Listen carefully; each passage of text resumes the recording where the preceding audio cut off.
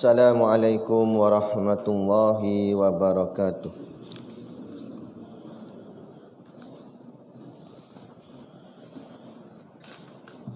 Ila hadrati Sayyidina wa Habibina wa Syafi'ina Muhammadin sallallahu alaihi wasallam wa ila arwahi abaihi wa ikhwanihi minal anbiya'i wal mursalin salawatullahi wa salamuhu alaihi wa alaihim ajma'in wa ala ali kulli wa sahabati wal qarabati wa tabi'in wa tabi'it tabi'in bi ihsanin ila yaumiddin wa ila arwahi walidina wa muallimina wa dhawil huquqi alaina ajma'in wa khususan ila hadrati Abu Ali Al-Banjari An-Nadwi bisiril Fatihah.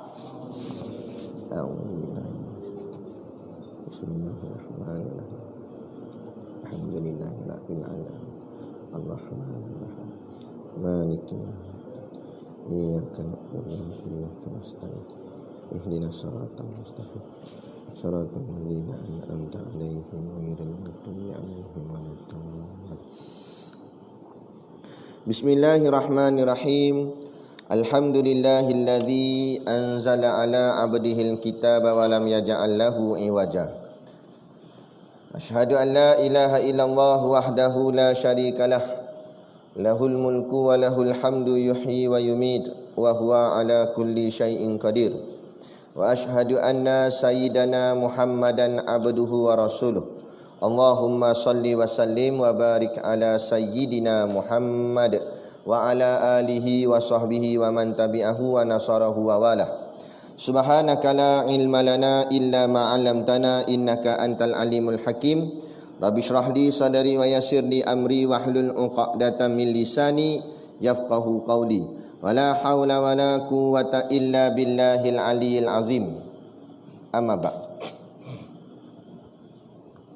Alhamdulillah, kita sama-sama panjatkan syukur kehadiratillah subhanahu wa ta'ala yang dengan limpah dan kurnianya diizin oleh Allah subhanahu wa ta'ala kepada kita pada pagi subuh ini dapat sama-sama kita duduk di dalam majlis ilmu. Moga-moga dengan pengajian ini akan meningkatkan keimanan kita kepada Allah subhanahu wa ta'ala. Maka bertambahnya iman itulah bertambahlah amal. Maka bertambah amal, bertambahlah pahala. Bertambah pahala, bertambahlah kasih sayang Allah kepada kita. Maka atas jalan kasih itulah Allah masukkan kita semua ke dalam syurganya nanti di hari akhirat kelak, insya-Allah. Amin ya rabbal alamin. Yang saya hormati pengerusi masjid dan seluruh saf kepimpinannya, para imam, para bilal, tok-tok siak yang tak dapat kita nak sebutkan namanya satu persatu, yang amat-amat disanjungi para asatizah, alim-alim ulama, tuan-tuan guru, ustaz ataupun ustazah yang hadir pada pagi ini, mohonlah ditegur kepada hamba yang fakir dalam bidang ilmu ini. Sekiranya apa yang disampaikan dan dikongsikan ada salah dan silapnya, yang kita kasihi ayah-ayah, ibu-ibu, pemuda-pemudi muslimin dan muslimat yang dirahmati Allah sekalian. Baik, kita sambung hadis yang kelima, yang tajuk dia umat Islam mengikuti langkah-langkah Yahudi dan Nasrani. Qala al-muallifu rahimahullahu ta'ala wa nafa'ana wa iyyakum bi ulumihi fid daraini amin ya rabbal alamin. Kata pengarang kitab, berkata Nabi, An Abi Sa'idin Al-Khudri qala qala Rasulullah sallallahu alaihi wasallam, la tattabi'unna sananal ladzina min qablikum shibran bi shibrin wa dhira'an bi dhira'in hatta law dakhalu fi juhri dabbin lattaba'tumuhum. Qulna ya Rasulullah al-yahudu wan nasara, qala faman. Rawahu Imam Muslim. Mafhum hadis daripada Abu Sa'id Al-Khudri radhiyallahu anhu berkata bahwasanya Rasulullah sallallahu alaihi wasallam bersabda, kamu akan mengikut jejak langkah umat-umat sebelum kamu, sejengkal demi sejengkal, sehasta demi sehasta, sehingga jikalau mereka masuk ke lubang biawak pun kamu akan mengikuti mereka. Sahabat bertanya, ya Rasulullah, apakah Yahudi dan Nasrani yang kau maksudkan? Nabi SAW menjawab, siapa lagi kalau bukan mereka. Hadis riwayat Imam Muslim. Baik, hadis yang kelima daripada kitab kita 40 hadis peristiwa akhir zaman.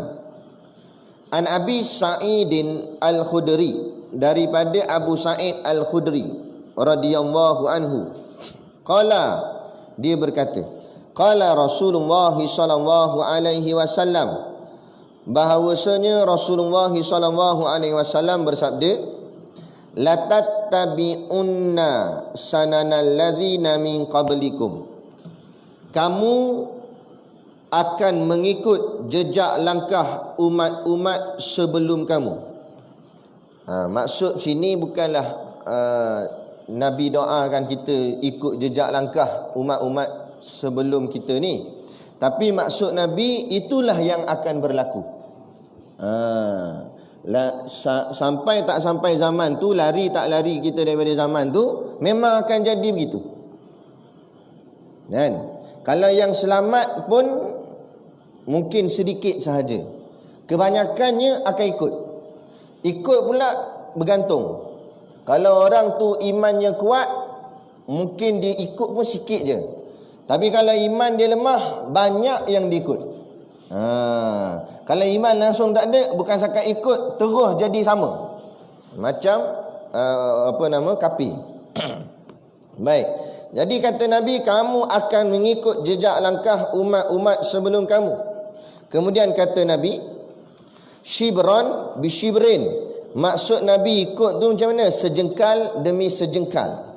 Kemudian Nabi kata, wa zira'an bi zira'in, sahasta demi sahasta. Jengkal dengan sahasta kecil sejengkal lah, sahasta panjang. Apa yang nak dimaksudkan Nabi? Maknanya kamu ikut mereka ni mula-mula sikit-sikit je, lama-lama kamu akan ikut banyak-banyak. Lama-lama bukan akan ikut dah, jadi macam dia terus. Itulah yang akan berlaku. Di zaman mana? Zaman kita hari ini. Memang pun ayah ibu yang dirahmati Allah sekalian, kira-kiralah daripada 15-11 Portugis mula jajah kita. Di antara tu Lopes de Esquerra. Lopes de Esquerra ni dia adalah seorang padri besar. Seorang padri besar. Tujuan datang ke negara kita ni, tanah Melayu, hajat dia ataupun matlamat dia 3. Dipanggil 3G. Bukan 3G telefon kita sekarang ni. 3G itu maksudnya 3G. Apa dia 3G tu? Iaitu gospel, gold, glory. Gospel ni maknanya Kristian, yakni menyebarkan Bible, gospel. Lepas tu gold emas, maknanya dia nak rampas segala kelebihan-kelebihan yang ada di tempat kita. Kalau kita perasan, ayah ibu yang dirahmati Allah, kebanyakan negara umat Islam Allah kurniakan rezeki yang melimpah ruah di tanah dia, di bumi dia. Tengok negara kita cukup lah. Negara kita bukan sebuah negara miskin, tuan-tuan. Kita yang jadi susah ni. Sebenarnya kaya raya, kaya tak kaya macam mana, minyak petrol terbaik dunia. Lepas tu kita ada kelapa sawit, tanam apa pun tumbuh, tak tanam pun tumbuh. Nak kata suburnya tanah di bumi kita ni. Air tengok dalam laut, dalam sungai, macam-macam jenis ikan. Yang di darat buah-buahan, macam-macam jenis buah. Satu nama buah pula berjenis-jenis. Durian tu macam-macam jenis durian ada. Macam-macam, makna kata melimpah ruah rezeki Allah bagi. Tengok negara Arab, Allah bagi minyak. Kebanyakan negara umat Islam yang dikuasai oleh orang Islam, Allah bagi kenikmatan dia punya hasil bumi, berbanding dengan negara-negara kafir. Sehebat-hebat Jepun, mana dia punya tanah? Tak ada apa, getah pun ambil kita Jepun. Sehebat-hebat Amerika, apa benda yang dia ada sangat daripada hasil bumi dia? Tak ada. Negara kafir sebenarnya kalau ikut susah. Tapi dari awal lagi mereka ni baca dah. Kita lambat baca. Kan? Mereka baca dah. Sebab tu mereka datang ke negara umat Islam. Antara matlamat selain daripada menyebarkan ajaran agama dia, yang keduanya goal tadi. Dia nak rampas. Saya sembang dengan orang lama. Dia kata di sini sendiri pun, di Perak pun, sebenarnya tanah kita ni sampai ke Mersing, Johor, nak banyak dengan emas bawah tanah ni. Banyak emas. Kan? Yang kata dalam buku sejarah Lombong Bijih Timah, sebenarnya bukan timah yang nak dicarinya, emas. Cuma dia dapat emas tu, dia salut dengan timah, supaya daripada luar nampak timah, padahal dalam emas. Bawa balik negara dia. Kan? Ni dia tujuan dia. Dan yang ketiga, G yang ketiga, iaitu glory. Glory ni maknanya kemenangan lah. Maknanya kemasyhuran. Dia nakkan kemasyhuran supaya seluruh dunia nampak yang hebat kafir. Memang ketiga-tiga ni dia sudah kira hampir berjaya ataupun berjaya. Memang betul pun. Kalau nak ngaji hebat, orang kata ngaji mana? Ngaji Amerika. Nak ngaji orang putih lah. Cakap orang putih ni, siapa boleh cakap orang putih? Walaupun pakai motor yang expire, tapi orang kata hebat dia, kelas cakap orang putih. Nampak? So baca ngaji Quran merangkak. Kenapa nak bangga sangat dengan kafir punya bahasa? Tapi inilah kejayaan dia.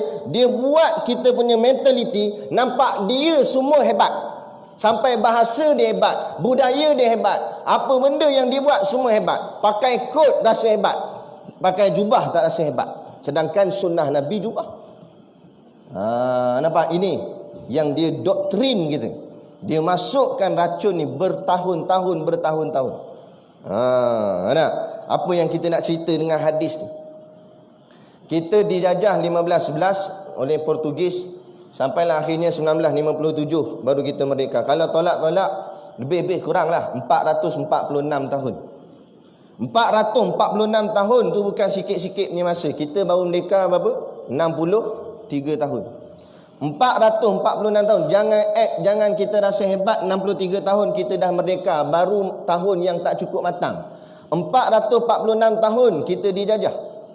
Kan? Dengan pelbagai-bagai negara, semua negara kafir pula tu. 446 tahun. Tapi hebatnya hidupnya ulama di zaman itu 446 tahun belum lagi dengar Melayu kafir. Belum lagi dengar Melayu Kristian. Nah, walaupun yang jajah tu orang Kristian, orang Melayu tak jadi Kristian. Paling kuat pun jadi tali barut. Tapi hari ini bukan dijajah, dah ada dah gereja Melayu. Ini kata Nabi, shibron wa shibrin. Kan? Sikit demi sedikit. Waziraan waziraan bizira'in. Sejengkal, mula-mula sejengkal demi sejengkal, lah kali sahasta demi sahasta. Depa takkan putus asa. Kan? Depa tahu kekuatan dengan dengan peperangan tak jadi apa. Nah, sebab kuatnya ulama pada masa tu. Sebab tu kalau kita tengok dalam buku sejarah yang disenaraikan sebagai tokoh-tokoh perjuangan kemerdekaan dan sebagainya, nama-namanya kebanyakannya semua nama ulama. Tuan Guru Haji Abdul Rahman Limbong, kan, Dol Said, tu semua ulama-ulama tu yang ada pondok-pondok mereka, kan, yang ajar pada mereka ni, umat-umat Islam ni, keyakinan pada Allah. Lepas tu kita tak belik nak perkara-perkara ajaib yang Allah buat. Nah, sehingga kita dengar orang dulu cerita kata ada parang terbang dan sebagainya. Tak belik. Bukan dengan bantuan jin. Nah, itulah dengan bantuan malaikat-malaikat Allah. Sebab apa? Sebab kuatnya berpegang pada agama. Jadi kafir duk tengok tak boleh lawan. Sebab mereka ni ada semangat jihad. Macam mana nak rosakkan dia? Macam mana nak rosakkan dia? Rosakkan dia dengan tadi, dengan bagi dia pangkat jawatan, dengan keduniaan. Dia ni, Islam ni diajar kita untuk matlamat kita akhirat. Dunia ni pinjaman sahaja. Dunia ni tempat berpijak. Akhirat itulah matlamat. Jadi dia ubah kita. Dia ubah biar nampak dunia matlamat, akhirat tak ada apa. Inilah yang dia doktrin daripada dulu sampailah sekarang. Memang kan? Belajar tinggi-tinggi sebab nak apa? Sebab nak ilmu ke? Sebab nak jawatan tu biar hebat, pangkat tu biar besar, gaji tu biar puluh ribu? Tu dunia semua tu. Dia tanam dalam kepala kita dunia. Kemasyhuran, kebanggaan dengan keduniaan. Kalau tengok di sekolah-sekolah, minta maaf cakap, sekolah-sekolah kebangsaan, dia ajar kita dengan kelas. Ada kelas pandai, ada kelas bodoh. Walaupun dia tak tulis itu kelas bodoh, tapi kalau kita tengok pelajar dalam dia semua jenis grade rendah. Yang sebelah sini pula jenis hebat-hebat. Lepas tu dia buat pula bila peperiksaan keluar nombor 1, 2, 3 sampai bawah. Kita nampak benda ni macam tak ada apa-apa, tapi perhalusinya akhirnya ditanam di dalam hati sifat kesombongan. Aku lebih pandai daripada orang lain. Betul tak? Lepas tu kalau pengajian agama di pondok tak ada nombor-nombor. Mengaji sama semua. Yang bodoh pun depan tok guru, yang pandai pun depan tok guru. Tak ada siapa yang ni nombor 1, ni nombor lah, tak ada. Sebab Islam ajar begitu. Tapi ikut corak kafir, inilah dia. Akhirnya rasa bongkak ditanam, diajar sombong tu sejak dari bangku sekolah. Bila bangku sekolah sudah ditanam sombong, bila besar macam mana sombong dia? Lagi hebatlah sombong dia. Dengan kaya raya Allah bagi dia, dengan kereta mewah dan sebagainya, lagi act dia. Lagi sombong, hati makin keras, makin tebal kehitaman hati. Tegur tak boleh dah, cakap apa tak boleh dah. Ni. Jadi habis sombong. Tuan-tuan, benda yang paling bahaya sekali bukan corona, tapi benda paling bahaya sekali ialah sifat sombong, sifat takabur yang melekat dalam hati kita. Dalil bukti kenapa Allah melaknat iblis. Dilaknat iblis, dihalau daripada syurga. Apa salah iblis? Iblis dia bersifat dengan sifat sombong. Aba wastakbara. Enggan bila Allah suruh sujud, enggan. Sombong dia. Kenapa aku perlu sujud pada Adam sedang aku diperbuat daripada api, Adam dibuat daripada tanah, ya? Sifat sombong. Dengan sombong itulah Allah melaknat makhluknya, yakni iblis. Padahal iblis ni sebelum jadi iblis, dia ketua segala malaikat. Dia bukan malaikat, tapi ketua pada malaikat. Dan dia adalah antara makhluk muqarrabin. Apa maksud makhluk muqarrabin? Makhluk yang paling rapat dengan Allah. Tapi sebab dah tertanam dalam dirinya bahawa sifat sombong, habis dia dilaknat oleh Allah. Jadi kita begitu juga, tuan-tuan, ayah ibu yang dirahmati Allah sekalian. Sombong bukan dia pilih pada orang maksiat sahaja. Kadang-kadang orang maksiat pula tak sombong, orang taat yang sombong. Kita yang duduk masjid sebagainya ni lagi mudah terdedah kepada sifat sombong. Hati-hati. Jangan kita ingat, dulu kita lara, sekarang kita dah jadi kaki masjid, ingat kita bagus dah.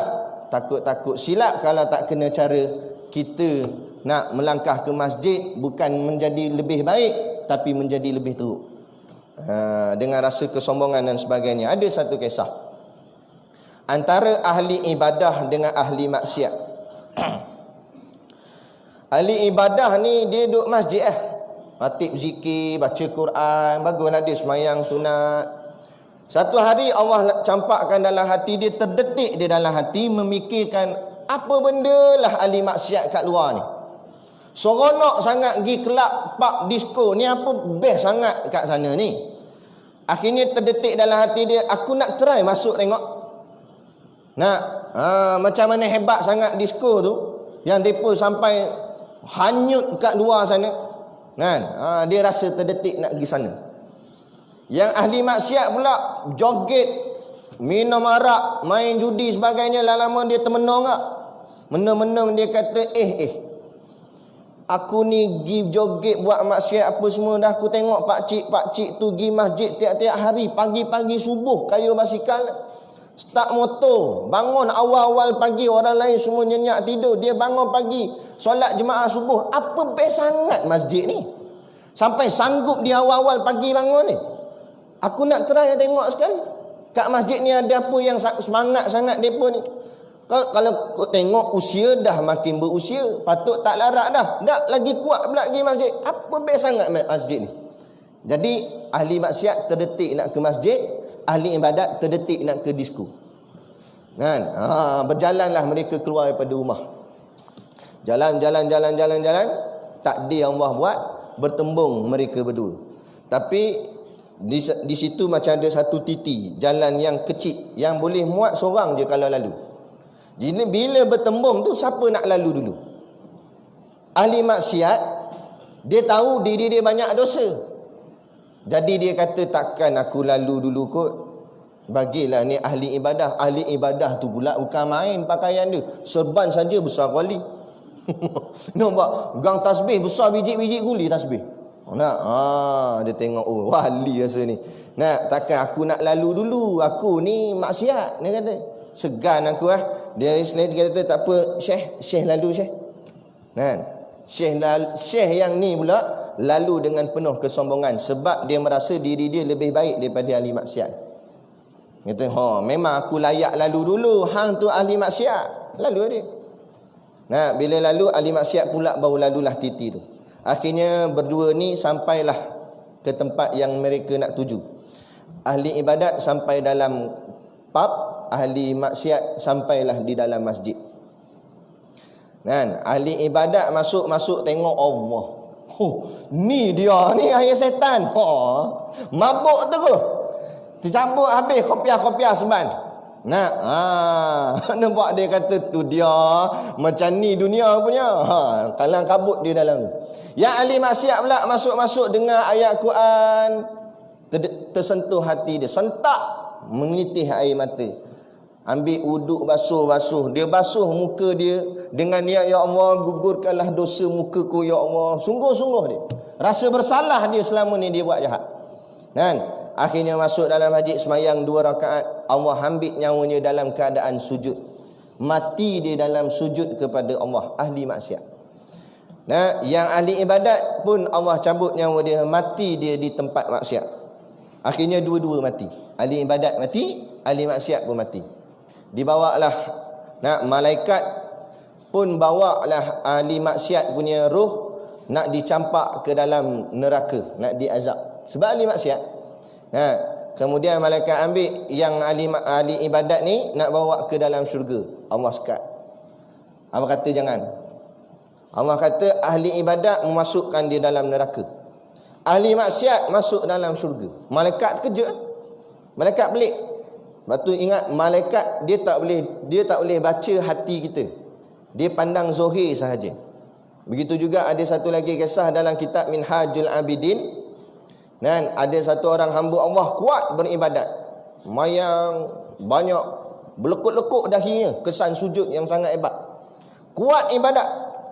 Bila dia mati, berpuluh-puluh malaikat turun nak sambut roh dia, nak bawa amal dia pergi bertemu dengan Allah. Nak bawa amal dia hebat dengan tahajudnya, dengan baca Qurannya. Hebat. Lepas langit pertama lepas, naik langit kedua lepas, sampai langit ketujuh lepas. Sampai depan Allah, Allah kata apa? Ambil amal ni, hempuk atas kepala dia. Malaikat kejut. Malaikat kata, hempuk. Punya hebat ni tahajud ni. 12 rakaat tahajud. Tu paling kurang. Nah, itu hari kerja. Kalau hari cuti 24. Nah, ini punya hebat takkan kot. Derma masjid saja berapa puluh ribu. Nah, kenapa nak empuk balik? Malaikat pelik. Malaikat tanya, Allah kenapa empuk? Allah kata dia buat bukan kerana aku. Dia buat kerana makhluk. Dia baca Quran supaya orang kata dia qari. Suaranya sedap, bacaannya lancar. Hari ni tengok bertanding tu tak salah, tapi inilah dah terpupuk. Menang anugerah itu, anugerah ini. Ni qari ni hebat ni. Bukan lagi kerana amal, kerana Allah. Derma, replika cek kecil tak nampak. Jadi dia buat replika kod besar. Tulis tu berapa banyak kosong belakang tu. Kecek kamera ambil. Kan? Sana masuk surat khabar, sana surat khabar. Habis Nabi kata derma tangan kanan, tangan kiri tak tahu. Ini bukan sakat tangan kiri tahu. Nampak? Habis kaki semua tahu. Ngampong-ngampong pun tahu. Nampak apa dah? Habis dah amal. Jadi samalah dengan dua kisah ahli ibadah dengan ahli maksiat ni. Jadi malaikat tanya kenapa? Nah, Allah kata kerana aku bukan melihat awalnya, permulaannya, tapi aku melihat pengakhirannya. Dia akhir di mana? Kan? Sebab tu inilah masalah dia tuan-tuan. Inilah masalah dia. Masalahnya kita tak tahu bila kita punya akhir. Kalau tahu senang, tulis atas dahi macam rotek kita. Kan? Tanya kawan-kawan, "Cik tengok ya bila mati?" 4 tahun lagi. 4 tahun tak apa. Boleh buat parti baru dulu dia kata. Kan? Nak buat contoh. Nah, kalau ada tulis, masalah tak ada tulis. Kita tak tahu bila kita mati. Tu masalahnya. Boleh jadi esok, boleh jadi malam ni. Kan? Boleh jadi seminggu lagi, boleh jadi sebulan lagi, boleh jadi tahun depan. Siapa sangka? Kemarin saya kuliah di Greek. Selalu sahabat tu memanglah dia hadir kuliah duduk depan. Kali tu tak nampak dia. Rupanya kawan-kawan kata dia masuk wad ustaz. Tak apalah. Kuliah subuh buat ada malam tu buat kuliah maghrib, esoknya buat kuliah subuh, malam tu kami buat solat hajat, doakan dia sebab dia tengah bertarung nyawa di wad. Tengah-tengah kuliah subuh ada sahabat lain bagi tahu tak ada dah. Pukul 3 pagi tadi meninggal dah. Nah, bulan lepas saya kuliah baru jumpa dia. Elok tengok sihat. Tak ada apa pun. Ni kata kita tak tahu bila-bila pun. Jangan pandang sakit tu mesti mati. Dalam sihat boleh mati. Jangan ingat corona je mati, tak corona pun mati. Nak? Dia cakap dalam telefon, cerita buat corona kat Kedah. Dia kata, "Oi, aku tak nak balik Kedah." Bahaya dengar kata Kedah naik angka dah ni, banyak dah ni. Sambil-sambil cakap, lintas jalan tak tengok kanan kiri. Tahu lori, sapu pak gitu. Nah, dah siapa mati?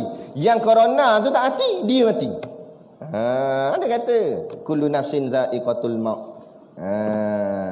Jadi bila kita tak tahu bila kita mati, bersangka-sangkalah setiap masa, setiap saat itulah hujung kita. Maka pastikan setiap hujung kita tu hujung yang terbaik. Itulah namanya husnul khatimah. Banyak orang tanya, "Ustaz, macam mana nak mati baik? Macam mana nak husnul khatimah?" Buat baik sentiasa ni. Sebab kita tak tahu mana kita mati. Kat mana mati, saat mana mati, pukul berapa mati. Jadi setiap saat itulah khatimah kita. Setiap saat itulah pengakhiran kita. Maka nak husnul khatimah, setiap saatlah kita kena jadi baik. Kata ulama, seseorang itu biasanya dia mati mengikut kebiasaannya. Kebiasaannya dia suka buat apa? Kalau kebiasaannya semayang, moga-moga dia mati dalam semayang. Kalau kebiasaannya hadir kuliah, moga-moga mati dalam kuliah. Nah, kalau kebiasaannya tengok TV, takut-takut matinya depan TV. Ada ikut kebiasaan kita. Jadi tengok kita. Jadi kalau kita nak mati dalam keadaan baik, sentiasalah biasa-biasakan buat baik. Bukan langsung tak boleh tengok TV, tapi kurang-kurangkanlah benda-benda lara dan sebagainya tu sikit-sikit sudah. Bagian nak cuik hati sikit-sikit sudah. Drama satu episod jadilah. Dah lepas habis drama ni pula tak cukup-cukup.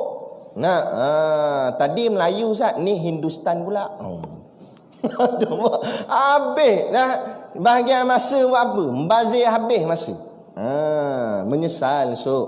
Dalam kubur esok menyesal habis, tak sudah dah. Nak bangkit balik tak boleh dah.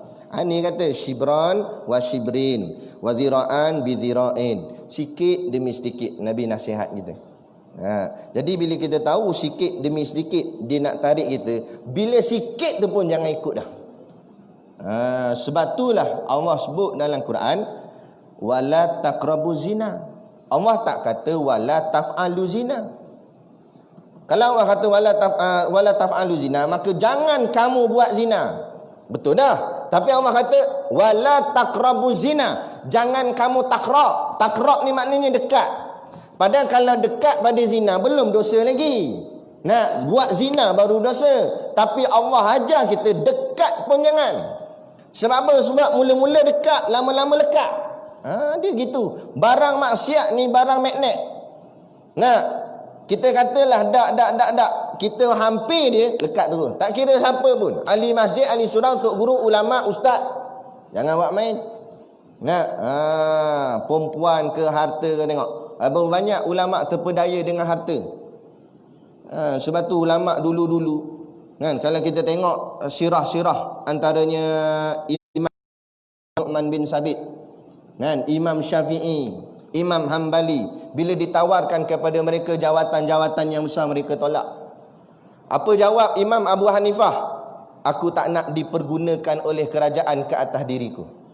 Nanti kerajaan nak buat apa, dia suruh aku menghalalkan suatu benda yang mungkin diharamkan. Sebab orang akan dengar cakap dia. Jadi dia suruh, kerajaan suruh dia. Dia tak nak ada orang cakap apa, terikat begitu. Dia nak cakap biar bebas, yang hak-hak, yang batil-batil. Ini ulama. Nak tak terpedaya dengan harta dunia, pangkat, jawatan. Betul Allah angkat nama dia. Sampai hari ni 4 orang imam ni disebut-sebut nama dia. Padahal berapa lama dah meninggalkan kita. Nampak? Kerana keikhlasan hati mereka dalam memperjuangkan agama Allah. Ini kan baru dapat pangkat sikit. Baru dapat kunci dewan ni je. Dewan Balai Raya. Dah. Siapa nak asok jumpa aku. Bawa pegang kunci. La ilaha illallah. Kalau pegang anak kunci syurga boleh tahan kira. Kan? Jangan act lah, jangan sombong. Sikit demi sikit dia kacau itu. Kan? Ini kata dia menimbulkan rasa sombong. Dengan berperingkat-peringkat pengajian. Ini barat bawa datang pengajian tu berperingkat-peringkat PMR. Sekarang ni apa? PT3. Kan? Lepas tu SPM, lepas tu diploma, lepas tu apa? Master, degree dulu, diploma, degree, master, PhD, lepas tu EFG, XYZ, habis semua lah. Huruf semua keluar. Kan? Maknanya ada peringkat kelas. Dapat peringkat PhD, rasa act dengan PhD dia. Pandang rendah bawah-bawah ni, master, diploma ni. Bukan salah lagi sambung belajar, tapi jaga hati, jangan ada sombong. Mu ada PhD tu tak ada apa di sisi Allah. Kan? Sisi makhluk mungkin makhluk, hebat dia PhD, tak ada apa. Tak payah kata sisi Allah, sisi malaikat tak ada apa dah. Masuk dalam lubang kubur, malaikat tanya marrabuka, dia tunjuk sijil PhD. Marrabuka, PhD lah. Nampak? Malaikat kata, tok mu PhD. Jawab soalan ni. PhD tak PhD? Tak boleh jawab, aku tibai. Ambil nak sambung belajar, silakan kerana cari ilmu. Teruskan belajar. Tapi jangan kerana pangkat jawatan tadi, supaya rasa hebat dengan apa yang kita milik. Tak ada apa pun. Dunia ni tak ada apa-apa. Dunia ni umpama bangkai. Dunia ni umpama bayang-bayang. Apa pun tak ada. Bagi manfaat pun tak boleh, bagi mudarat pun tak boleh. Kalaulah dunia ni ada kehebatan dia, ada kelebihan dia, nescaya Allah tak akan bagi setitik air pun kepada orang kafir minum. Tapi dunia ni tak ada apa-apa pun. Tak ada apa-apa. Dia macam duit tu lagi lah, tak ada apa-apa, kertas kan. Jadi janganlah kita pulun dengan keduniaan. Ini cara dia masukkan dalam hati kita dunia. Tak payah kata orang awam, ustaz pun kena, ulama pun kena. Masuk dunia dalam ni, hubbud dunia ra'sun kulli khati'ah. Cinta dunia kepala segala kejahatan. Habis cakap tak betul dah. Kan? Cakap tak betul dah. Dah duit penuh dalam mulut, nak cakap macam mana bab fatwa hukum. Gitu lah. Tak boleh cakap apa dah, penuh dah duit gaji masuk. Kan? Dah sonok dengan keduniaan. Tu ulama. Lepas tu hari ni tengok, zaman dulu 446 tahun dijajah, tak ada orang Melayu jadi Kristian. Kerana ulama berjuang dengan penuh keikhlasan. Mana ada gaji, mana ada apa. Sampai ulama pun turun di medan jihad. Salah seorangnya Syekh Abdul Samad Al-Palimbani, pengarang kitab Hidayatus Salikin, Sairus Salikin. Bukan setakat dia menulis kitab, di waktu malamnya mengangkat pena menulis karang kitab, di siang harinya mengangkat pedang mempertahankan Islam. Lawan Siam sampai kepalanya terputus, dan sekarang kepalanya ada di muzium Thailand. Kata orang kepalanya masih lagi berdarah sampai ke hari ini. Hebatnya ulama. Tu kata hari ini habis dah, macam-macam jadi dah. Kita tengok anak-anak muda kita sudahlah tuan-tuan. Kan? Masjid kita ni kalau kita pandang kanan kiri tak ada orang muda, jaga-jagalah. Timbulkan satu kerisauan. siapa nak jadi pelapis kita esok? Kan? Macam pengurusan jenazah sebagainya. Memang sekarang ni ada tukang mandi. So kalau tukang mandi kena mandi, siapa nak buat kalau tak ada pelapis? Kena fikir. Kan? Kita sabut tang lain. Kita sabut duit tabung sikit. Bab tu jangan risau. Ada satu masjid, dia jemput saya, bagi tazkirah Jumaat dan khutbah Jumaat. Jadi satu orang AJK ni kata, tak apa Ustaz, Ustaz bawa tabung sekolah Ustaz. Kan? Bawa tabung sekolah Ustaz. Nanti habis Jumaat tu jalan sekali dengan tabung masjid sekali serentak. Adalah bagian untuk Ustaz, untuk sekolah Ustaz. Tak apalah, kita bawa. Rupa-rupanya kecoh. Minggu depannya depa mesyuarat, ada AJK yang lain pula tak puas hati. Dia kata kalau bagi tabung Ustaz lalu, tak laku lah tabung kita, dia kata. Sebab orang mesti nak derma sekolah Ustaz. Kan? Nanti tabung kita sikit lah. Lupanya dia buat masjid sebab nak kumpul duit tabung. Ni kata perangai. Kan? Orang buat masjid ni nak tempat semayang, buat ibadat, nak buat amal. Tak, dia nak kumpul harta. Dia ingat harta masjid, harta dia. Ni kata. Kan? Allah tunjuk bukti dia punya bulanan atau mingguan Jumaat dia makin meningkat, padahal tabung sekolah lalu juga. Allah nak tunjuk. Kan? Jangan kita rasa macam tu. Ini bukan bisnes ni, buat kerja agama ni bukan bisnes. Masjid apa ni bukan bisnes. Itu tak campur lagi jenis ada geng-geng. Minta maaf cakap, bukan masjid ni lah, masjid lain. Bukan tak boleh balik ni. Ada setengah masjid, dia punya tok imam ni lah, pengurusi lah, apa yang ada jawatan lah. Bila perlu baru datang. Ada syarat baru nampak muka. Mayang jemaah tak nampak. Kalau jenis tok imam pula, masa bertugas baru ada. Tok imam satu bertugas, tok imam dua tiga tidur. Tok imam kedua bertugas, lagi tok imam satu, tok imam tiga tak nampak langsung. Dia datang time dia bertugas ya. Ini apa benda ni? Dia ingat ni apa ni? Ni pejabat ke apa? Nak paskat gitu. Ini ibadat. Habis jadi rosak. Ani kata ni shibran wa shibrin, ni nak hurai ni panjang kali ikutkan ni. Sikit demi sikit kita nampak benda tu remeh-temeh je. Tapi inilah sikit. Akhirnya ibadat bukan lagi ibadat, ibadat jadi adat. Ni yang berlaku di zaman kita hari ni. Jadi adat saja. Orang masuk korban bukan kerana Allah dah, tapi buat jadi adat. Tengok orang lain masuk, nak masuk juga. Cari yang murah, cari lembu jenis tiup angin pun rebah dah. Nak yang murah dan sebagainya. Tak. Ini kamu buat ni untuk apa ni? Nama pun pengorbanan, korban. Patut lagi mahal kita cari sebab ni korban. Tak, nak cari yang murah. Nak cari murah bukan pengorbanan. Nak cari murah tu beli. Kan?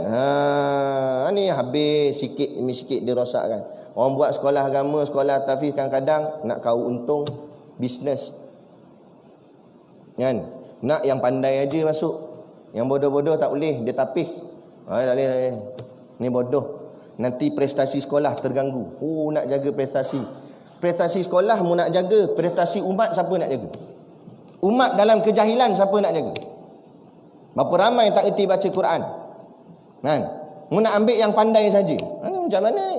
Semua ni habis masuk dunia dalam kepala. Tu kita cerita golongan agamawan. Dan golongan yang bukan agamawan macam tu golongan ustaz dalam kepala ayat Quran hadis dalam kepala tu pun fikir dunia. Apatah lagi orang yang kurang ayat Quran hadis dalam kepala, apatah lagi dalam kepala dia dunia habis semua. Kerja dunia, pangkat dunia, apa semua dunia. Berpolitik pun untuk urusan dunia. Kenapa politik ni? Sebab nak bela kroni keluarga dia, nak pegang syarikat ni bukan nak untuk ummah, nak selamatkan umat. Habis jadi rosak. Ni nampak? Walaupun sebab tu kita kena faham gini, kafir ni dia bukan nak kita jadi Yahudi. Dia bukan suruh kita pakai rantai salib. Dia bukan suruh ambil kapur buh 3 helai atas dahi dah. Dia bukan suruh kita jadi Hindu, bukan suruh kita jadi Buddha. Tak apalah, hang nak pegang Islam, peganglah. Islam tu hanya pada nama, sistem tak ada. Umpama macam tin yang kosong, nampak tin kot luar hebat, dalam air apa pun tak ada. Dah buat apa manfaat tin yang kosong? Nak buat minum setitik air pun tak ada. Tentulah Dia nak Islam tu kosong, atas nama je Islam. Ni tak apa, nak mengaku negara Islam, mengakulah. Tapi perundangan tak ikut Islam, pemerintahan tak ikut Islam, pentadbiran tak ikut Islam. Baik negara tak ada sebut negara Islam, tapi pemerintahan ikut Islam, tu lebih baik. Tapi mengaku saja Islam, tapi dalamnya tak ada keislaman ni. Fi akhir zaman la yabqa minal Islam illa ismuh, kata Nabi. Pada akhir zaman tidak ada yang tinggal daripada orang Islam, melainkan tinggal nama je lah. Berapa ramai hari ni tengok setiap satu rumah nama Islam belaka. Kan? Tapi apa corak hidupnya? Adakah corak hidup Islam? Pakaiannya adakah pakaian Islam? Kehidupannya adakah kehidupan Islam? Perniagaannya adakah perniagaan cara Islam? Habis satu. Inilah yang mereka nak sangat. Inilah yang mereka cuba buat. Inilah 3G yang kita awal sebut tadi. Gospel, Gold dan Glory. Inilah yang mereka nak capai. Tak apa, tak ikut Kristian, tak apa. Nak janjimu jangan ikut Islam. Sudah. Akhirnya sampai satu tahap, bukan setakat kita tinggalkan Islam, orang Islam sendiri lawan Islam. Ni dah sampai tahap sangat-sangat bahaya. Hari ni yang cakap menghina Islam, siapa dia? Kafir satu hal lah, lantak dia kafir. Tak pelik lah kafir kutuk Islam, nama pun kafir. Islam kutuk Islam, tu pelik. Kan? Dah berlaku lah zaman kita. Lepas tu bila kita renung benda begini tuan-tuan, adakah kita nak duduk sandar saja? Adakah kita nak bersenang-senang, nak tengok raja lawak, nak bergelak sana, bergelak sini, nak bersonok-sonok dengan kehidupan, sedangkan keadaan sangat genting soal akidah kita. Soal agama kita sangat ketara dah. Kan? Jadi kita tak dapat tidak kena buat satu kerja. Kan? Nah, sekarang kita tak payah jenuh lah nak tubuh penubuhan ke apa. Sekarang ada ulama dah susun dah buat satu jemaah. Tinggal lagi kita bersama dengan jemaah tu dan memberikan bantuan. Tak kiralah dari segi kewangan atau usaha, tenaga dan sebagainya, untuk bercita-cita memartabatkan Islam di dalam tanah air kita khususnya dan umumnya di seluruh dunia. Kan? Tapi kalau tak ada perasaan begini, tak ada dalam hati rasa begini, jangan berangan kita nak duduk di belakang tentera Imam Mahdi esok. Kalau tak ada perasaan untuk pertahankan Islam daripada sekarang. Kan? Dia dua je tuan-tuan. Sama ada duduk di sebalik belah tentera Imam Mahdi atau di sebalik hadapan tentera Imam Mahdi. Hadapan tu makna apa? Lawan. Dia dua je. Suatu Allah bagi fariqu fil jannah wa fariqun fi sa'ir. Allah kata sepuak masuk syurga, sepuak masuk neraka. Allah tak kata sepuak lagi duduk tengah-tengah. Tak ada. Maknanya dua sahaja pilihan kita.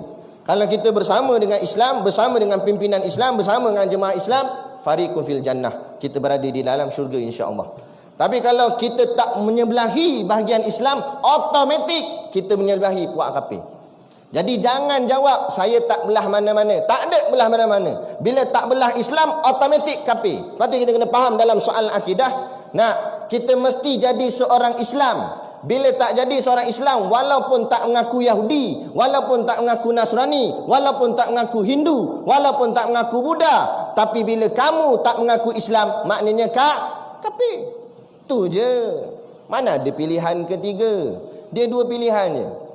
Sama di Islam atau bukan Islam. Bukan Islam tu banyaklah. Itulah namanya kafir.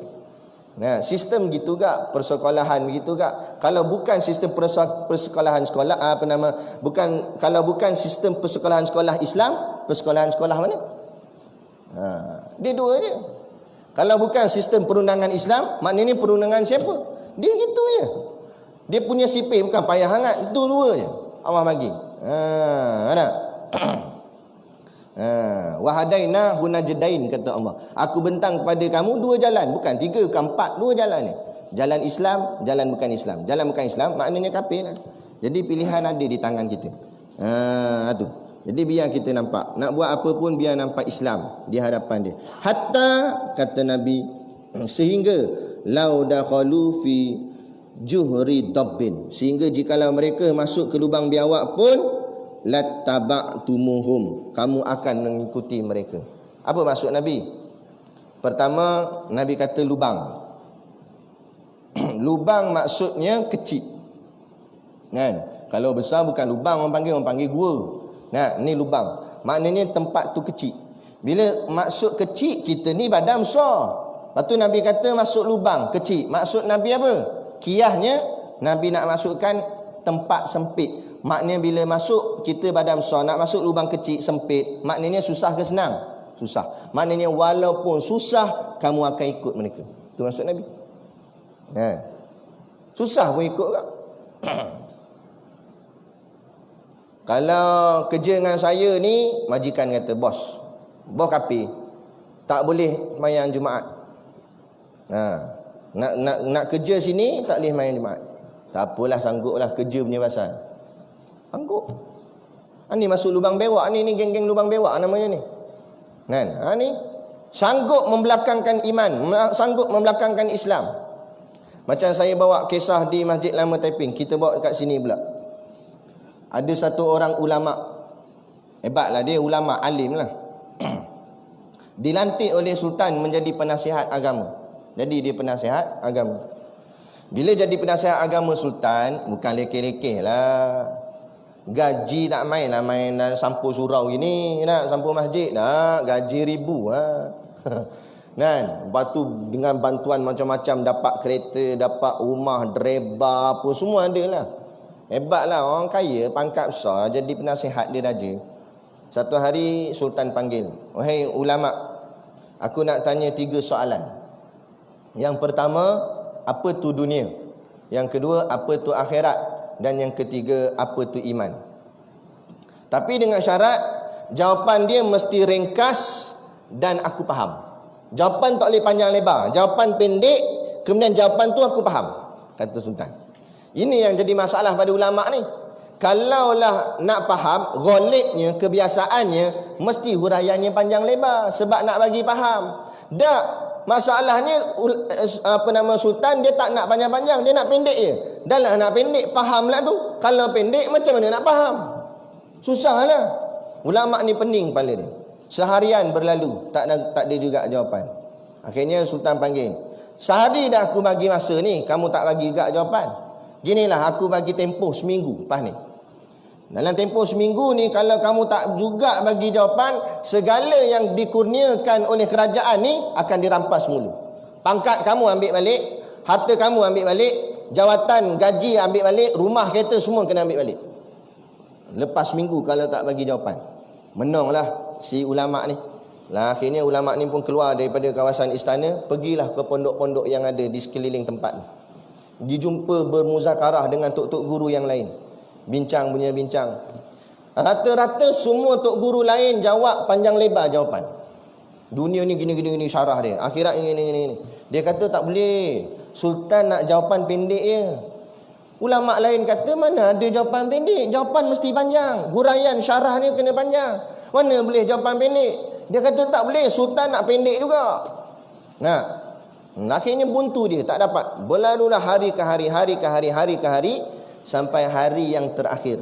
Esoknya nak kena ngadap sultan dah. Hari ni hari yang last. Esok kalau tak dapat jawab juga, habislah kena rampah. Dia pun duduklah termenung di bawah sepohon pokok. Termenung dia duduk situ. Mikir alfat dia nak kena ambil. Allah, habis lagu dia kata. Esok ni kalau aku tak boleh jawab, ngajar baliklah Masjid Al-Falah. Nampak main duit sampul gitu je lah. Duduk sana hebatlah. Duduk macam ni biasa je lah.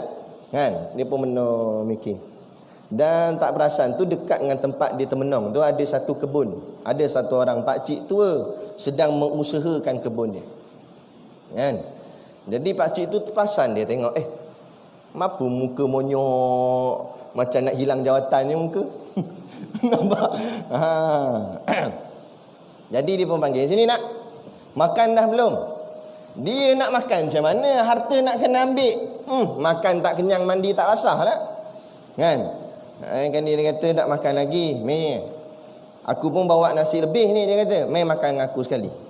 Pakcik tu ajak makan. Sambil-sambil makan, dia pun terfikir, aku dah tanya ramai orang dah. Ulama semua aku dah tanya dah. Cuba aku try tanya pakcik ni. Mana tahu kat pakcik ni ada jawapan. Tak apalah, tukang kebun pun tukang kebun lah. Mana tahu ada jawapan, tanya jugalah. Tanyalah sambil-sambil makan, pakcik, saya ni ada masalah pakcik. Orang tanya kat saya 3 soalan. Dia tak kata sultan. Dia rahsiakan diri dia. Dia kata ada orang tanya saya 3 soalan. Sampai sekarang saya tak dapat jawab. Kan? Sebab jawapan tu nak kena ringkas je. Jadi pakcik tanya, cubalah tanya, mana tahu aku boleh jawab. Kalau aku boleh jawab, aku jawablah. Tak boleh jawab, aku tak jawablah. Dia kata, tak apalah. Akhir tanyalah dia. Yang soalan pertama, apa tu dunia? Lah pakcik tu kata, apa payah sangat? Dia kata, apa tu dunia soalan? Ingat soalan apa? Hukum hakam apa tu dunia? Bukan payah, dia kata. Apa tu dunia? Ialah apa saja yang kamu akan tinggalkan, itulah dunia, dia kata. Kamu mati esok, apa benda kamu tinggal? Rumah kamu, itulah dunia. Kereta kamu, tu dunia. Pangkat kamu, tu dunia. Yang kamu akan tinggal, itulah namanya dunia. Dia pun kata, betul. Jawapan pendek je. Tak ada syarah panjang-panjang. Bagus. Mulalah. Tadi cebek je muka. Ni dah mula tersenyum sikit. Nak separuh alfat dapat diselamatkan dah. Bahagian side mirror. Nampak? Dia kata alhamdulillah satu dapat dah. Kan? Patutnya soalan kedua pakcik. Semua sekali 3, soalan kedua pula. Soalan kedua, apa tu akhirat? Pakcik tu kata, ni lagi senang. Nah, kalau apa semua kamu tinggal tu dunia, yang akhirat pula apa saja yang kamu bawa. Kamu bawa balik, kamu mati esok kamu bawa balik apa?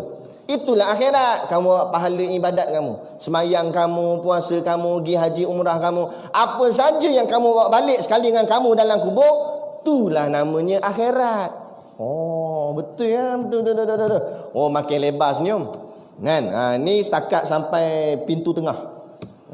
Selamat dah, dia kata. Sikit lagi ni. Soalan 3 pakcik ni last. Apa tu iman? Pakcik tu kata ginilah. Bukan aku tak nak jawab, aku nak makan ni. Dari tadi hang tanya soalan, aku nak makan pun bayar. Nah, bagi aku habis makan ni, kemudian aku ada kerja sikit, insya-Allah apa asal aku jawab, dia kata. Waktu tu Zuhur tengah hari, kan? Dia kata pasal nanti aku jawab. Dia sanggup lah sebab nak selamatkan dia punya jawatan. Sanggup tunggu, tak kata asal kalau isyak pun dia tunggu. Kan? Tunggu dia, tunggu duduk nongok situ. Sampailah pakcik ni habis buat kerja kebun dia apa semua, sampailah akhirnya masuk waktu asar. Pakcik tu ajak jom sembahyang asar sekali. Tak dan baca wirid, baca doa, baru bagi salam, lompat dia depan pakcik tu. Pakcik, soalan 3, cepat jawapan. Dah sembahyang asar dah ni? Kan? Cepat. Kebetulan pakcik tu dia ada bela anjing untuk jaga kebun. Dalam Islam, jaga anjing, jaga anjing, bela anjing untuk jaga kebun, jaga tanaman dibenarkan. Yang tak boleh bawa masuk anjing dalam rumah. Itu baru malaikat tak masuk rumah. Ini setakat jaga tanaman tak apa. Jadi adalah 2-3 ekor. Kemudian anjing tu pula dia tengah makan sisa-sisa makanan yang depa makan waktu Zuhur tadi. Makan tulang apa nasi lebih-lebih tu lah kat tepi-tepi sampah tu. Jadi kata pakcik ni, kalau kamu nak tahu jawapan soalan ketiga, apa itu iman, kamu kena makan dengan anjing tu. Ni yang payah ni. Dia ulama, orang alim, dia tahulah hukum. Dia kata, anjing ni najis mughalazah, najis berat. Takkan aku nak makan anjing, makan dengan najis berat. Kalau mukhafafah mutawasitah boleh tahan kira. Ni mughalazah ni paling berat sekali ni. Takkan aku nak makan anjing. Tapi dipikir balik, kalau aku tak makan, habislah aku. Pangkat aku tadi, jawatan habis, semua habis, kereta semua kena ambil. Tak boleh. Susahlah hidup aku nanti. Tak nak aku kena makan lah. Dia pun melompat, berlari ke arah anjing, nak makan dengan anjing. Belum sempat ulama ni dia makan dengan anjing ni, pakcik tu datang, tarik kolor dia ke atas. Pakcik tu kata, inilah makna iman. Orang kalau ada iman, dia sanggup hilang segala dunianya demi menjaga perintah Allah. Apa yang Allah larang, dia taat. Tapi kalau orang tak ada iman, dia sanggup lawan perintah Allah. Walaupun Allah larang, dia sanggup buat kerana nak jaga dunia dia. Tersenyap ulama tadi. Kan? Jadi teladan kita boleh ambil apa? Jangan jadi macam ulama tu. Jadilah macam pakcik tu, tukang kebun je.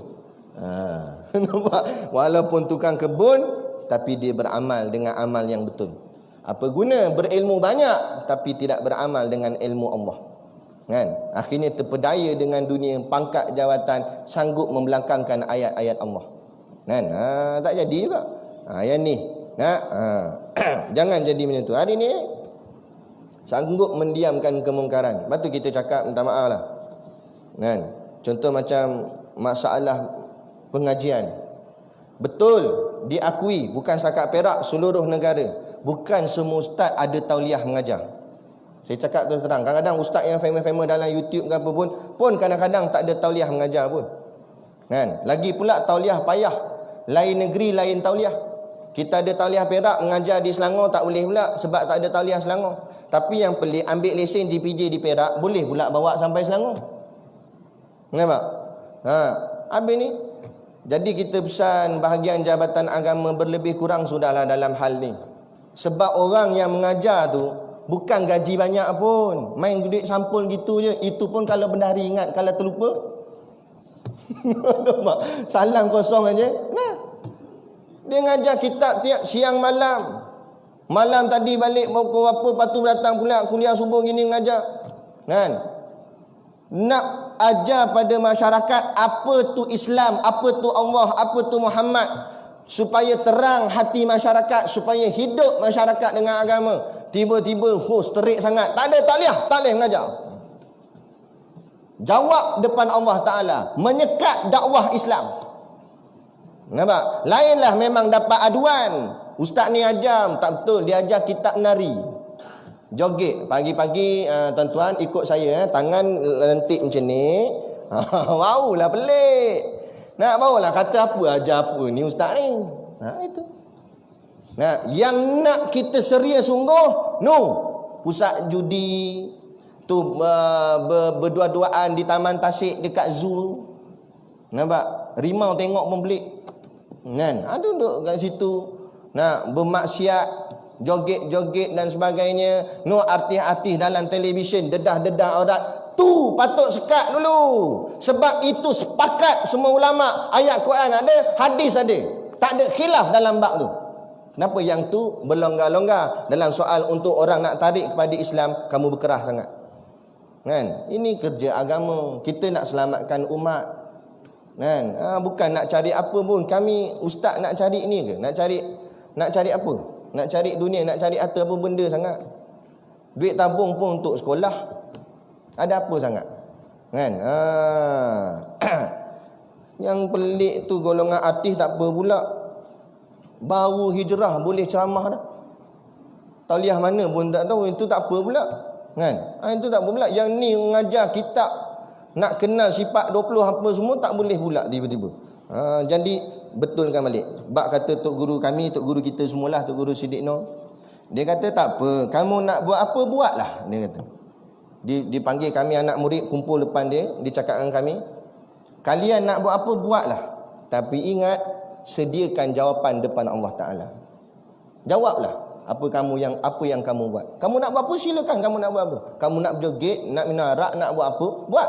Tapi ingat, sediakan jawapan depan Allah Taala. Jawab depan Allah. Setiap seorang takkan terlepas daripada soalan daripada Allah. Semua akan ditanya. Kan? Kenapa kamu buat gini? Kenapa kamu buat gini? Kenapa kamu sekat dia? Kenapa? Jawablah. Kan? Ni. Nah, kemudian kata Nabi, kata sahabat, siapa ya Rasulullah? Maka jawab Nabi, siapa lagi kalau bukan al-Yahudu wan Nasara, orang Yahudi dan juga orang Nasrani. Kalau bukan mereka, kata Nabi. Nah, yakni ikut jejak langkah Yahudi, ikut jejak langkah Nasrani. Dalam suratul Fatihah ayat yang ke-7 yang biasa kita baca pun. Nah, iaitulah macam mana bunyi dia? Suratul ladzina an'amta alaihim ghairil maghdubi alaihim waladdallin. Siratal ladzina an'amta alaihim tu maksudnya jalan yang engkau beri nikmat. Maksud nikmat di sini bukan nikmat dunia, tapi nikmat agama. Jalan Islam. Kita minta, ya Allah, ihdinas siratal mustaqim. Tunjukilah kami jalan yang lurus. Apa jalan lurus tu? Jalan yang kau bagi nikmat. Nikmat apa? Nikmat Islam dan juga iman. Kemudian kita minta jauh pula, waladdallin, ghairil maghdub ya alaihim waladdallin. Bukan jalan maghdub, bukan jalan dolin. Siapa maghdub, siapa dolin? Maghdub ambil daripada perkataan ghadbun. Ghadbun maknanya marah. Janganlah jadikan kami golongan yang engkau murkai, wahai Tuhan. Jangan letakkan kami pada jalan yang engkau murka. Siapa yang Allah murka? Yahudi. Kenapa Allah murka pada Yahudi? Sebab Yahudi mementingkan dunia, meninggalkan akhirat. Macam kita pernah sebut sebelum ni, kita tengok barang-barang yang canggih-canggih, yang nampak hebat-hebat, buatan siapa kebanyakannya? Yahudi, Israel. Senjata-senjata tentera banyak Israel yang buat. Semuanya yang hebat-hebat Israel. Sebab Israel ni dia memang nak conquer dunia. Walaupun negeri dia tu, negara dia tu kecil, tapi dia conquer ekonomi dunia. Dia mementingkan dunia. Dia membelakangkan hal-hal akhirat. Sebab tu Yahudi dia tak bergerak menyebarkan dakwah dia. Dia tak buat kerja agama dia. Dia tak sebar dakwah dia. Mana ada Yahudi tersebar di seluruh dunia? Tak ada. Yahudi duduk tempat dia, Yahudi di Israel saja. Sebab dia penting dunia, tinggalkan akhirat. Kemudian kita kata lagi dalam ayat tu, waladhalin, dan janganlah jadikan kami golongan dolin. Apa dolin? Dolin ni asal kataan dolun. Dolun maknanya sesat. Jangan jadikan kami dalam golongan orang-orang yang sesat. Siapa pula sesat ni? Yang sesat ni Nasrani, Kristian. Sebab apa sesat? Patutnya dah ikut betul dah Nabi Isa. Kan? Datang Nabi Muhammad, patut diakui lah Nabi Muhammad. Tak nak ikut pula Muhammad. Ni sesat. Sebab apa sesat? Kerana dia terlampau mementingkan akhirat, belakang pula dunia. Akhirat pula lebih sangat. Tengok orang Nasrani buat kerja dakwah dia. Kan? Dia punya membalik Kristian. Habis rata ceruk dia masuk. Dalam hutan orang asli dia masuk. Dia buat kerja sungguh dalam bab akhirat ni. Tapi dunia dia tinggal. Sampai paderi dia tak nak nikah. Nah, bengong paderi dia. Tok imam kita cari lagi 3. Bukan sinilah tu imam lain. Tak nak nikah. Dia kata ni dunia tak boleh. Sister dia mana boleh kahwin? Dia lawan fitrah yang Allah beri. Akhirnya buat zina. Zina tak apa pula. Dia tolak dunia. Sehingga kan orang Kristian, kita baca dalam buku sejarah, kan, sampai satu zaman tu dia memisahkan hal-hal gereja dengan hal-hal pentadbiran. Orang politik, orang pentadbiran kata orang gereja jangan masuk campur dalam urusan pentadbiran. Orang gereja hanya jaga bab-bab agama je. Bab-bab nak semayang, bab-bab nak doa, jangan campur urusan pentadbiran. Inilah yang cuba nak dibawa ni dalam sistem pemerintahan Islam. Orang masjid jangan politik. Ini politik urusan pentadbiran. Orang masjid semayang sudah, ulama-ulama, ustaz-ustaz bawa tahlil sudah. Jadi khalifah tahlil sudah. Kan? Pimpin jemaah solat jemaah sudah. Bab politik jangan masuk. Ini politik urusan pentadbiran. Habis nak letak mana ayat udkhulu fi silmi kafah? Masuk Islam semua sekali tu nak buh mana ayat tu? Ni kata. Ni dia pisahkan, ni cara barat yang dia nak masuk dalam diri kita. Kan? Ni kata dia memisahkan urusan dunia dan urusan akhirat. Urusan politik dengan urusan Islam. Alasannya dia kata politik ini kotor. Ulama itu suci. Jadi kalau ulama yang suci duduk di dalam politik yang kotor, maka ulama akan jadi kotor. Sekali dengar macam betul. Tapi kita fikir sekali lagi, kalau ulama tak duduk di dalam politik dan politik itu sudah pun kotor, maka akan bertambah kotor kerana tidak ada siapa yang menyucikan dia. Mana boleh? Akhirnya jadi teruklah politik dengan penuh politik wang, rasuah, macam-macam hal, tikam menikam, jatuh menjatuh, fitnah memfitnah. Ini kerja ulama. Jadi kalau orang Nasrani terlampau pentingkan akhirat, belakangkan dunia. Dunia tak beli apa. Kan? Jadi kita nak, jangan macam dalam hadis sebut, tak nak ikut Yahudi, tak nak ikut Nasrani. Artinya jangan lebih dunia sangat, belakangkan akhirat, ataupun jangan akhirat sangat, belakangkan dunia. Habis macam mana nak buat? Dunia pun kita ambil, akhirat pun kita kejar. Macam mana ustaz? Tak susah nak faham lah ustaz. Kita buat contoh macam selalu saya selalu bawa. Quran selalunya diletakkan di rak yang tinggi. Quran tu akhirat. Kita nak ambil Quran tak sampai sebab kita pendek rendah, dijengkit-jengkit tak sampai. Kita pun pandang kanan pandang kiri nampak ada kursi plastik ni. Kita ambil kursi tu letak tepi rak, kita pun panjat atas kursi ambil Quran. Itulah simbolik dunia dan akhirat. Quran tu akhirat, kursi tu dunia. Kamu ambil dunia, kamu pijak dunia untuk capai akhirat. Itulah kerja kita sebagai orang Islam. Ambil dunia. Nah, apa jawatan pun tak apa, kaya raya tak apa, biar gaji puluh ribu tak apa, tapi guna duit puluh ribu tu untuk tolong perjuangan Islam, sumbang kepada masjid, sumbang pada sekolah agama supaya Islam syiarnya naik. Itu bukan suruh jadi semua miskin, dah. Ambil dunia, tapi pijak dunia kita untuk capai akhirat kita, untuk biar kita sampai kepada syurga Allah. Kan? Sebab nak menang dalam Islam ni perlu ada ekonomi juga. Macam mana nak menang kalau ekonomi tak ada? Kan? Sebab tu barat dia nak jatuhkan Islam, dia jatuh dua benda. Dia jatuhkan ekonomi umat Islam dan dia jatuhkan ilmu umat Islam. Bila dua ni tak ada, Islam tu tinggal kosong saja. Nak berjuang macam mana ekonomi tak ada, nak berjuang macam mana ilmu pun tak ada. Jadi kita kena pertahankan ilmu, dipertahankan oleh golongan ulama, ekonomi dipertahankan oleh golongan profesional. Profesional campur dengan ulama, maka dia akan jadi lengkap. Nak dunia dan akhirat bergerak sekali untuk mencapai kepada ma'rifatullah, kepada Allah Subhanahu Wa Taala. Jadi kita tangguh sini dulu dan kita akan sambung masih lagi di hadis yang kelima, cuma kita akan baca bahagian keterangannya pula. Tadi baru kita baca bahagian hadisnya sahaja. Boleh? Cengeng ustaz pagi ni. Bukan cengeng, tak nak bagi mengantuk. Sebab saya pun mengantuk.